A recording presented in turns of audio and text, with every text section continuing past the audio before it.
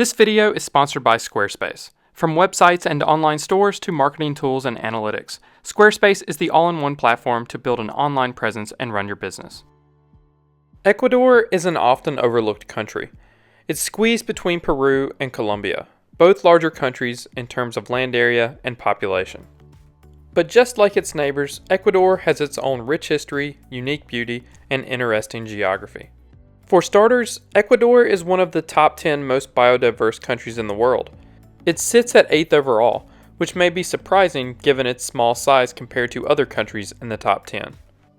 It's actually more biodiverse than the United States, a country nearly 40 times larger. Ecuador is ranked 5th for the most bird species in the world, 4th in amphibians, 12th in mammals, and 9th in plants. There are nearly 23,000 species of plants and animals in Ecuador, and that number keeps rising. Just days ago, it was reported that 3 new species of snake were discovered in a graveyard. Biodiversity is largely the result of having such diverse climates. Tropical rainforest, the climate covering the largest land area in Ecuador, is of course packed with plant and animal life. Tropical rainforest is labeled in dark blue here, and is primarily located in Ecuador's Amazon region, but it's split in two by the Andes Mountains, which facilitated the evolution of different species on different sides of the mountain range. The Andes Mountains are located within the region named La Sierra. In Ecuador, the mountains are often snow-capped, even though they are located on the equator. One of these mountains is the farthest point on Earth's surface from the Earth's center. Everyone knows that Mount Everest is the tallest mountain in the world, standing at over 29,000 feet above sea level. But Mount Chimborazo, an inactive stratovolcano, is technically closer to the moon and the stars. See, the Earth is not a perfect sphere. A bulge of 27 miles, or 43 kilometers, is present around the Earth's equator due to its rotation, which Mount Chimborazo sits just 1 degree south of. 43 kilometers may sound like a lot, but it's not visible to the naked eye, as it's not even half a percentage difference between the diameter between the poles. But Chimborazo isn't the only volcano. There are 34 active and inactive volcanoes in this region. 19th century naturalist Alexander von Humboldt gave it the name Avenue of Volcanoes, a nickname often used today. Sitting on the slopes of one volcano is the highest constitutional capital in the world, Quito, which sits at an elevation of 2,850 meters or 9,350 feet. And if that's not high enough for you, you can take a cable car up another 3,600 feet.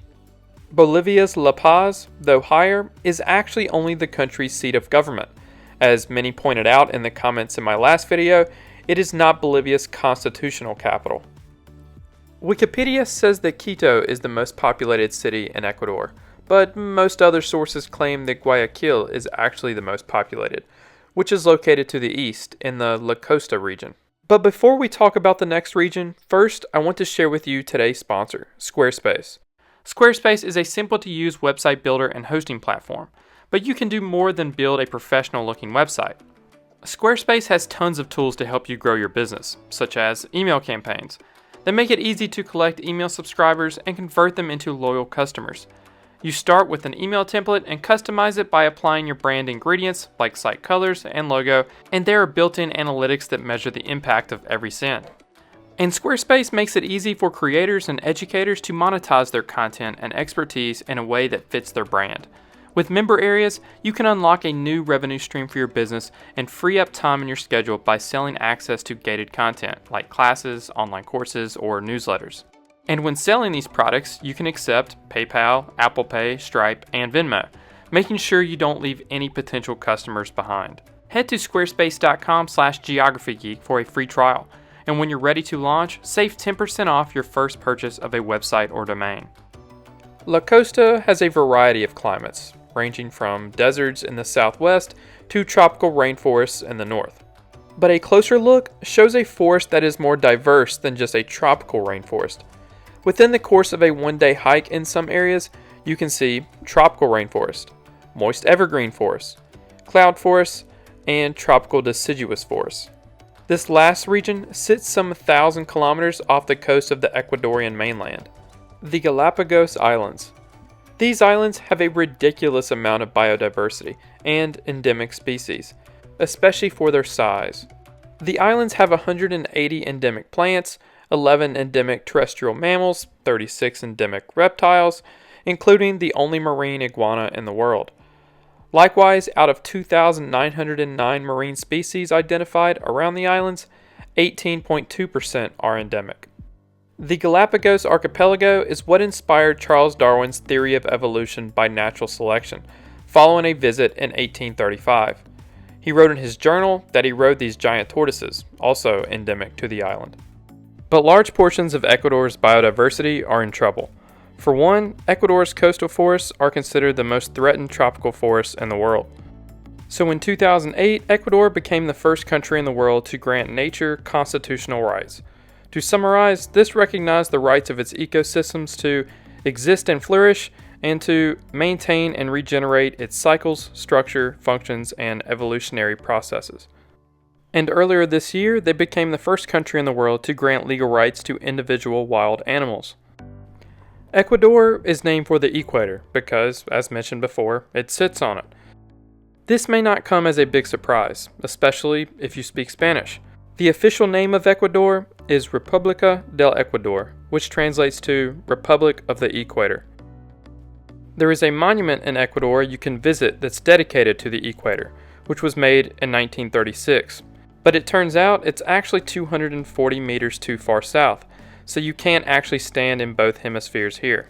Some other interesting places are Inga Perca, Ecuador's largest Incan ruins; Tulcan Municipal Cemetery, a 3-acre graveyard with more than 100 topiaries.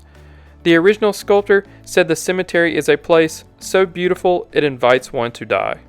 Basilica del Voto Nacional, the largest neo-Gothic church in South America. Construction began in 1892, but construction was never complete, at least not officially.